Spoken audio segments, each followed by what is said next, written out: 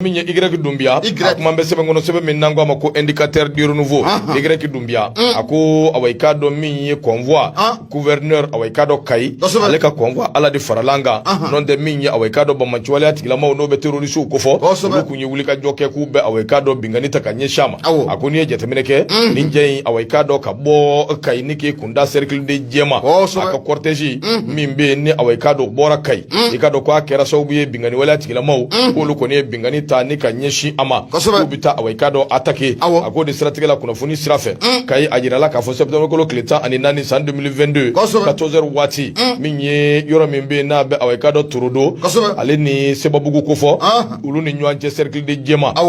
nimbingani wala tigila mo ko ni poira ka bo oyoro indila anga ala ni awaikado an yere ka maminu mbe no yesu rasu no be force d'armée mo kofo minu kumbe ka escorter ala ni olu yere ka chesiri anu ka haklisigi nu ka awaikado kodon de kera so buye awaikado ala farala an gongui o de stratégie la wati mina uya donc afoko mo ba no fe yere ku yodo sa nga ojoru ladi wati mina uya fumya ka fo minya anga chedoyi mawdo minu ngoni bilama usebe ko formele do o jole do escorter awaikado nu ya gushi yanfe escorter ba susu yanfe uyu tola awaikado na marama fendo mangame minu mbora escorter lo ya fumya ka fo ni ngui inte tlonye kuma na minya awaikado mo be balika bo mingalama semfa biribiri awaikado ku yo dabo ay nanaye ka fo minya awaikado skortu maminu kumbakono mashi ni mato adafe nga minye madoye